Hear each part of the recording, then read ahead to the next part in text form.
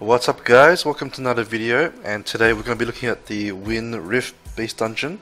So this is my highest score, as you can see. I got it with this team. Now I know there's a lot of nat 5s in this, but there's a couple, but there are units you can use instead of them. You may not do as much damage with them, but you can still get like a reasonable score. Depending on your runes, you can still get triple S or at least double S. But first off, let's talk about the mechanics of the wind base and what's most important. So you saw he roared, right? And that applied a yellow effect to the health bars. So when that happens, it does continuous damage.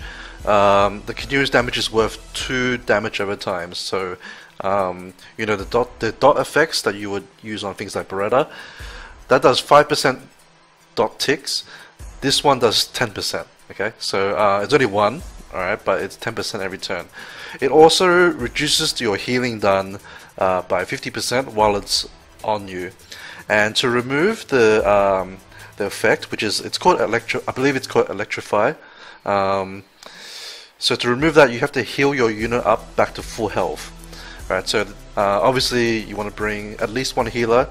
When you're starting out in win raid, you might want to bring 2 healers, just like, especially if you're not running a Huahi, right? Because the reason why Huahi is really good for this is because her healing power scales off attack, compared to something like a Colleen, which only it's only a fixed rate of healing, no matter what your stats are, right? So Huahi has a much higher healing potential. And as long as you have good enough runes, she can even solo heal, or solo heal plus like some sort of off healer like Perna, or some unit that does like a heal over time. For instance, you could even use something like a Wind Drunken Master if you built that for the water raid. You could use something like a Fire Panda who has a heal over time. If you happen to have a Wind Panda, he can be your frontliner that does decent damage, and he can do the heal over time as well to help cushion the the amount of damage you're taking each turn. So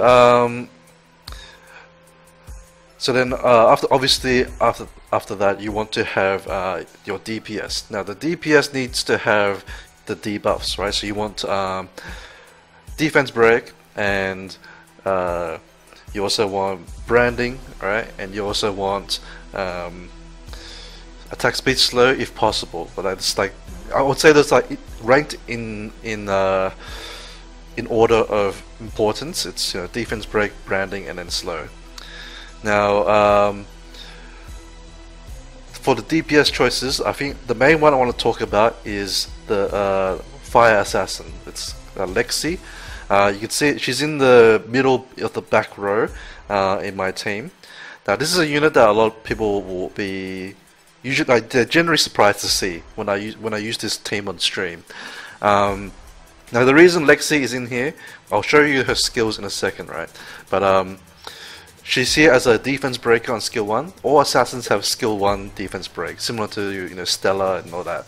So you probably already know Stella can do defense break. She also has the same second skill as Stella, which is a branding effect. Alright, does pretty good damage as well, as long as it's defense break on the enemy. And the passive is a damage reduction passive similar to Darien. Alright, so it affects all other allies, all other units in the team. So it doesn't affect herself. But it does reduce damage for everyone else, which it's nice. It helps your healer, reduce the healing required when you need to heal up to get rid of the Electrify effect. And then there's a downside to that passive though, which is reduces healing done by 50%. So this is the reason why a lot of people will be surprised, like, why is Lexi in the raid, right? Because she's reducing healing.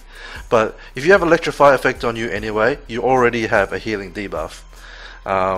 And Lexi's passive does not stack with that, so it doesn't reduce your healing done any further. It's always going to be 50%. So that's why she's in there. Like, the drawback is not really a drawback in this scenario, right? So I'll show you the passive here. So this is the passive. decreased damage, and reduces healing. So yeah, so it's basically just like a damage reduction for free, alright, and then you have your debuffs, your defense break, and branding. Okay, she also is a pretty good damage dealer as well. So so I do recommend to build her. She was a HOH a little while ago. You may some people may have missed it. If you do happen to have her stored away in your summer henge like you should, then this is a good opportunity to build her. Now, as for skill ups, this is another very important factor. A lot of people ask, will you need her to be max skilled to be effective in this? The answer is you can use her without skill ups. It just obviously won't be as effective. The reason is because there's harmful effect rate increases when you skill up for both first and second skill, right? But even without the skill, like the improved harmful effect rate, she can still do these debuffs. It just that it won't be as consistent. But so you can still use her. It's just that obviously it won't be as reliable and she won't do as much damage. But there's no reason why you can't use her completely unskilled. It's actually like a much better entry level unit anyway, like compared to other units. So I definitely do recommend to build her if you happen to have one. Now there's also Lucasia here. Now Lucasia is actually a bit more of an advanced unit, but she is a farmable unit at least, so it's something that you can obtain. But if you're running her, you might need her to be a little bit tankier than usual, because keep in mind, I do have max glory point buildings, and not everyone's going to have max glory point buildings once they begin win rate. If you're already late game, you have max towers, and you're just trying to improve your damage, then Lucasia is a pretty good unit for that. But unless you can make her a bit tankier as like a less progressed player, you may want to use something else. But the main reason to bring her is defense break, right, on first skill. So once it's maxed, it'll be max harmful effect rate, which is pretty nice. The other skills just do a lot of damage, right? The other effects, there's just like no other real effects that really benefit you. So I'll put her on Vampire to help keep her alive, alright? So but you can use any other sets you want, except for Violent. Don't do Violent. This is the same for all rifts. Like, don't put Violent on any unit except for your healer, if that, right? If you can get away without the Violent healer, then that's even better. I probably will eventually try running Huahi as a non-violent unit, although that is worse for my Necro team, but I'll see how it goes. But it's worth a try when I have time to give it a go.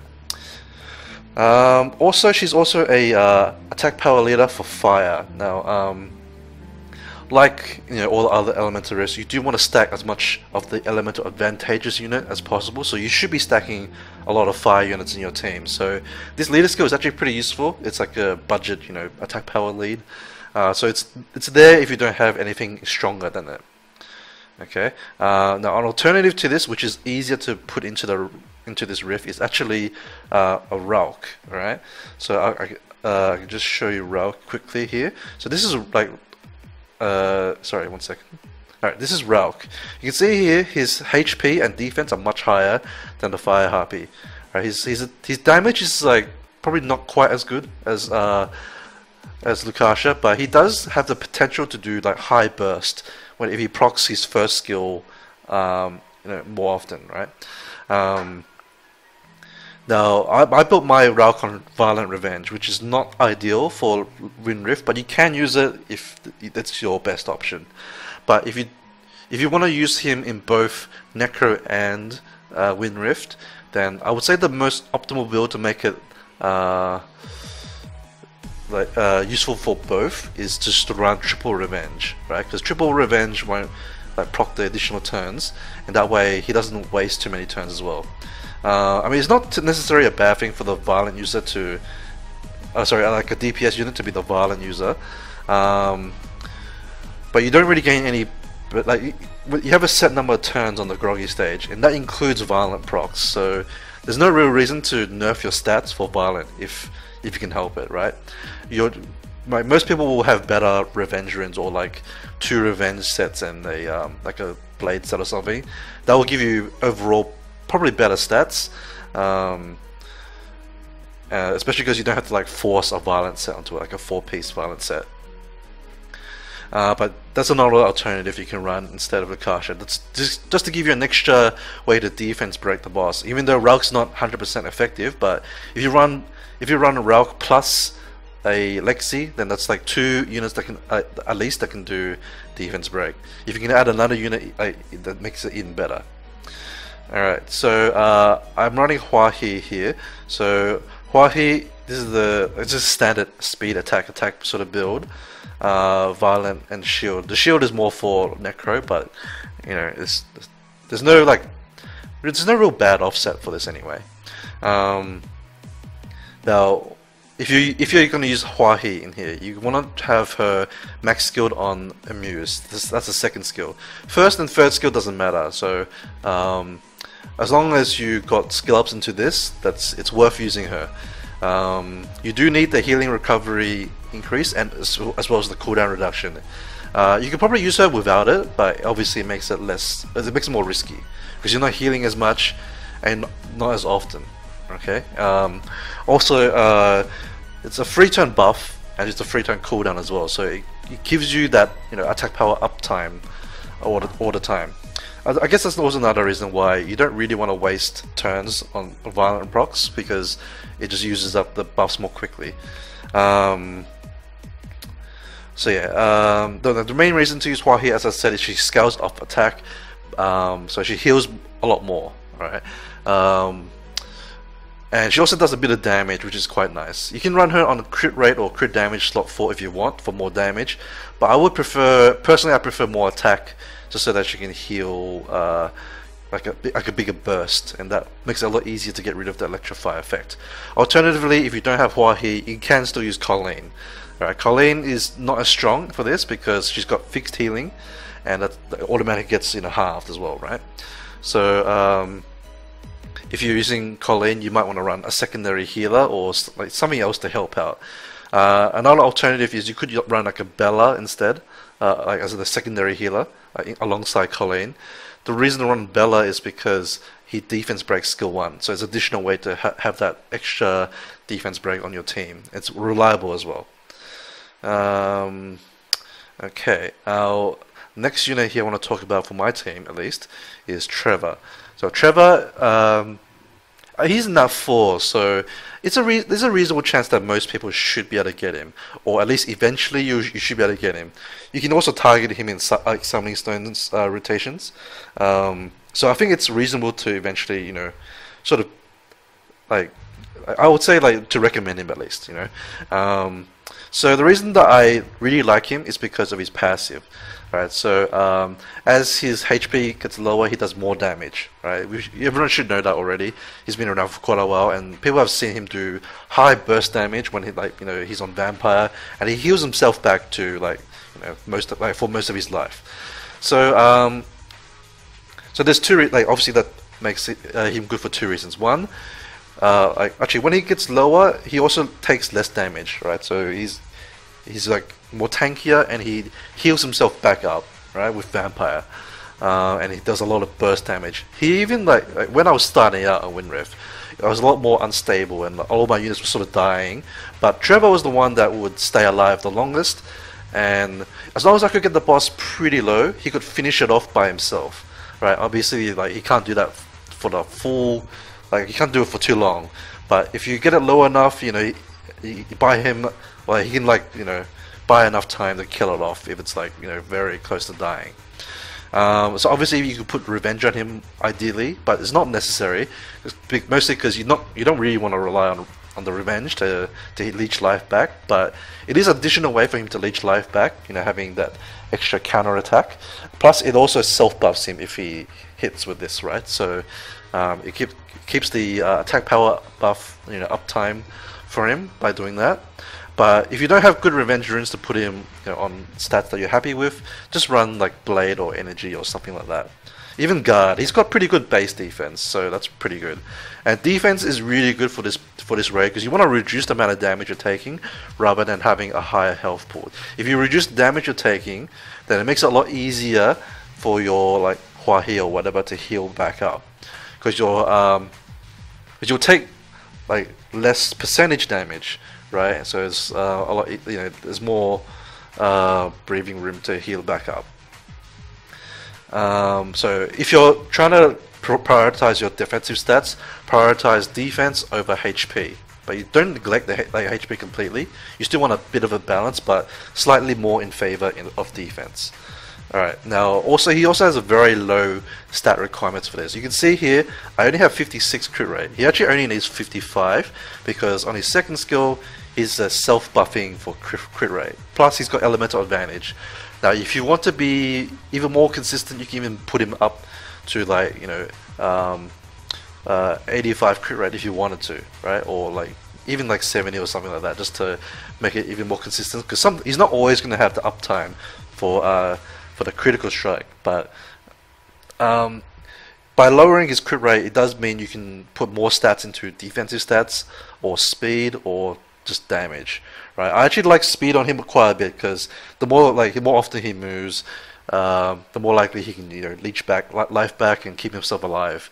If he's too slow, then he might fall behind on. He might take too much damage. He can't heal back up. So I highly recommend him. He's great for a frontliner too. Just do note that you have to have you have to have vampire on him for him to be truly effective. Without vampire, he's just like a normal DPS unit, but he doesn't get that, like sustain. So he can't really frontline like that. So before you do win raid, try to do a bit of necro at least to get some like decent vampire runes. You can even give him a HP rune. I think my one's on like attack and attack, right? But you can always do like attack, crit damage, HP. That still works, okay? Just try to give him more attack substats if that's the case. Or like attack, crit damage, defense even would be okay too. Alright, so I have Fire Monkey King here. Now the alternative to him would be mainly, well, any like tanky frontliner would work. So something like even like a Fire Panda is like the most easy to obtain unit for the frontline. The reason why I actually think that like Fire Panda is actually not too bad for this, because he does have he's got heal over time, and so he's got heal over time on the second skill, right, for everyone. The counter attack is nice. Like he doesn't do a lot of damage, but every bit of revenge will help a bit on the non-groggy stage. But more importantly, skill 1 is a defense break. So he can help you out on that during the groggy stage. Yeah. Okay. And worst case scenario, if you're still struggling to survive, you can always run him as a defense lead, right? So you can, like prioritize survivability first for all rifts, because if you don't kill the boss, the drops are worth like similar to, I would say, like R3 quality drops. You start seeing green runes, you start seeing 4-star. You start seeing green grinds and 4-star runes, which is obviously not what you want. That's like dropping down to the B9 dungeon and R3 raids. That's not very efficient. So you want to aim to get at least S, right? From S onwards, you do get it's like similar to like R4 drops and onwards and B10 drops onwards. I haven't seen a 4-star drop as long as I don't get A+. Alright, now if you're wondering whether you would skill him up, you don't need him to skill up for Fire Raid. Alright, if you do skill him up, I mean fine, but he does require quite a few skill ups, and you may not necessarily want to fully skill him up. Alright, unless you have like another use for him, like maybe R5. If he's like a consistent unit, R5, and you're not going to replace him, then you might consider that investment, but try not to if you can. Alright, now last unit on my team is Perna, right? So now Perna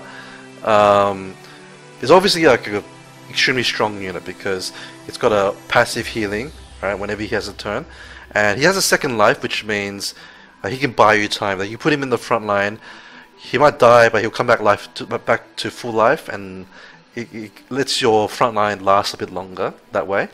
It helps cushion the damage from your Trevor, assuming you have Trevor in the front line. Also, obviously, Perna does good damage, and he's an attack power leader for 44%. Now, don't worry, like Perna obviously is in that fire that not everyone's going to have. There is an alternative that works pretty much just as well, if not better, in some like teams, like some scenarios, and that is Shiwa. Alright, now obviously the stats aren't as good, or it's got better defense at least, which is a good thing for this, but lower HP. But I feel that defense is much better for survivability anyway. So the reason to use Shiwa is it's an attack power lead for 40%. Right, so it's an upgrade to Lukasha, and obviously she's tankier than Lukasha too.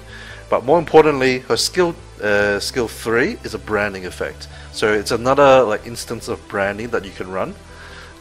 So you can run this in addition to your Lexi, and you have 2 units that can brand it, and that's pretty good. So you just need to find another unit that defense breaks, and you have those 2 divas covered pretty well. Okay. Now for Shiwa, don't copy this build. This is just like a random storage build. Okay. I mean, it's not even like I've just put random runes on it. It just so happens to looks like a DPS unit, but this is not like a proper build. But you would build her similar to any other damage dealer. Aim for 85 crit rate, so since you have elemental advantage, decent defense for the wind boss, and then just damage stats. Speed doesn't really matter too much. For slot 2, you should always put attack, or at least like HP or defense for survivability, but ideally attack. She can be in the front line if you want, I think, because I believe she heals herself with the 3rd skill as well. So she does have a little bit of self-sustain. Okay, so now for some other alternatives that you can run that are, I would say they're not super easy to get, but they're they're not like Nat 5 hard to obtain stuff. So the first one I want to talk about is Hua. Right, so you can run Hua in with your win team. She does have slow on 1st skill. She also has a crit rate lead, which is never a bad thing. Like if you want, you can tune your team around a crit rate lead. That also works. Alright, it just means you can drop your crit rate a bit and increase your damage by picking up more crit damage or attack power. Attack percent substats. That's another alternative.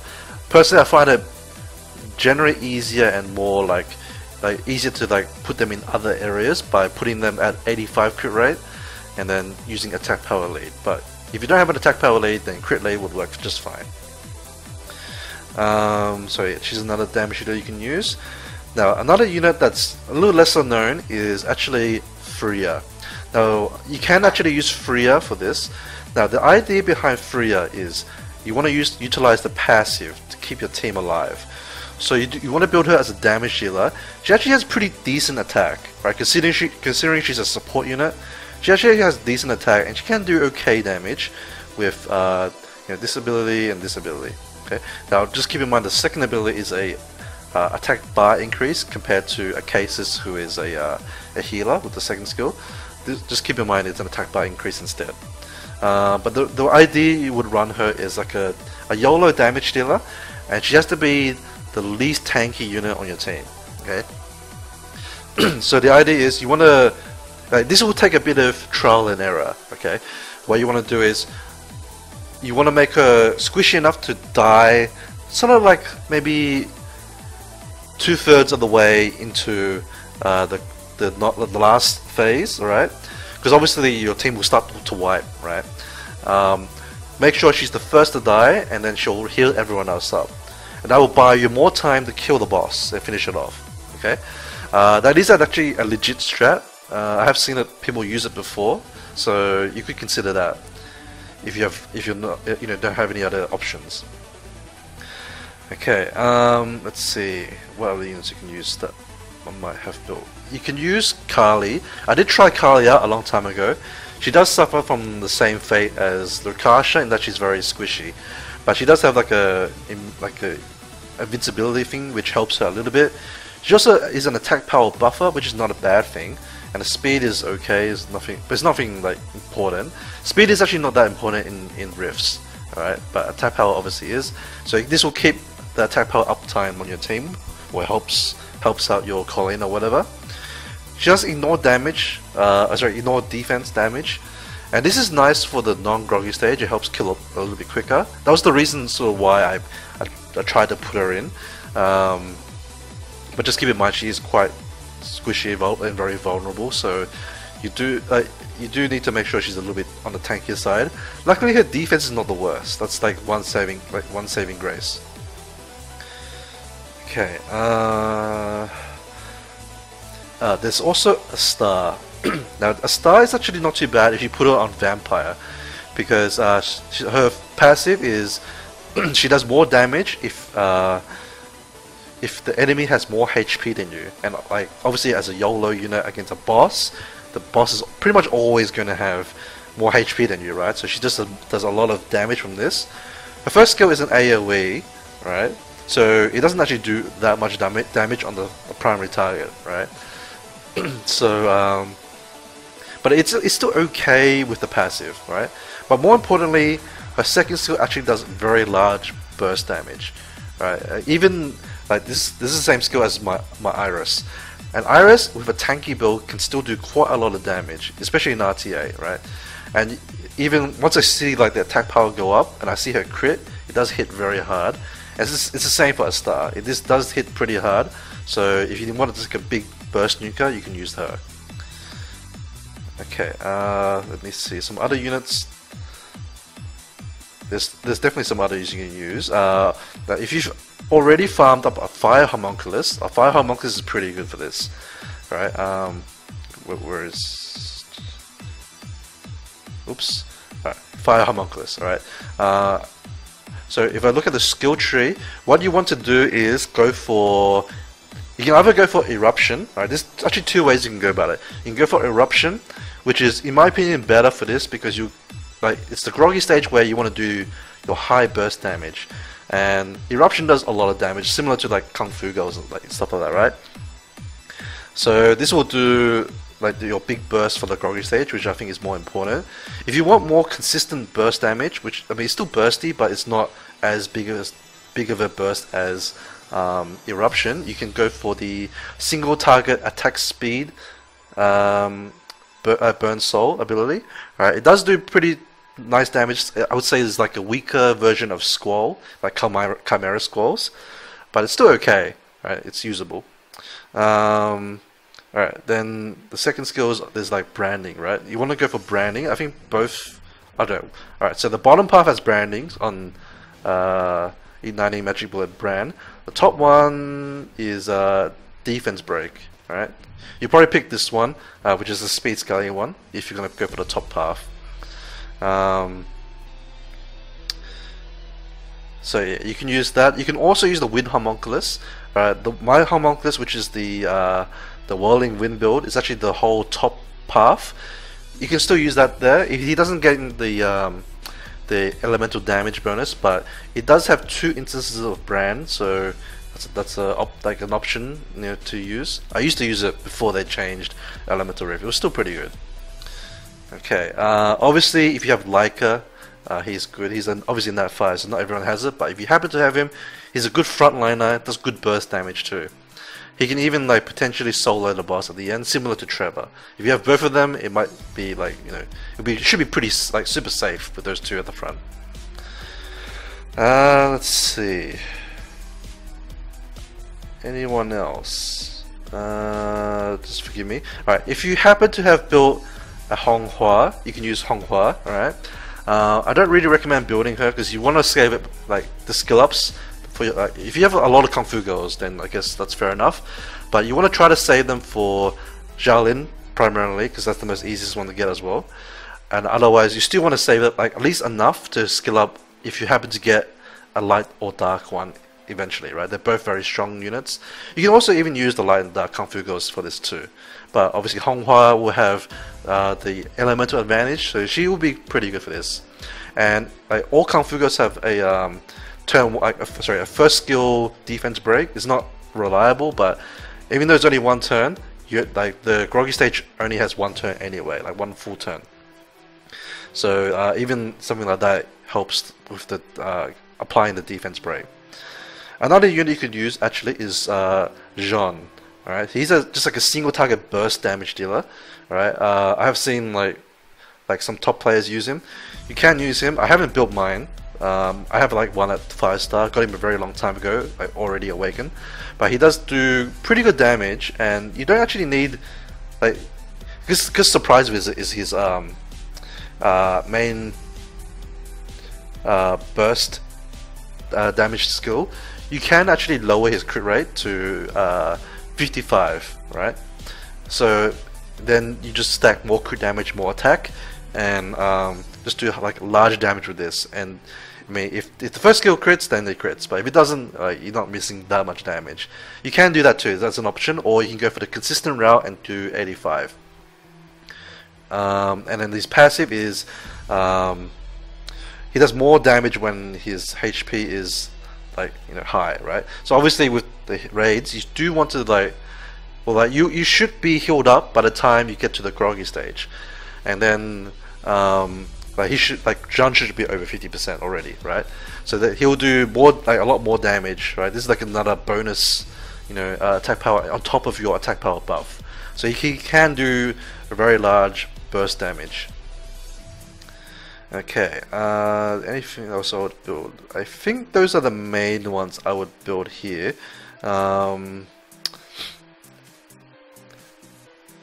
guess like there are probably some other units you could try out, but I think I talked about the ones I would recommend at least.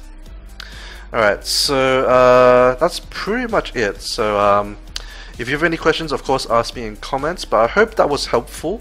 So I'm gonna leave it here. And thanks guys for watching, and I'll see you guys in the next video. Bye bye.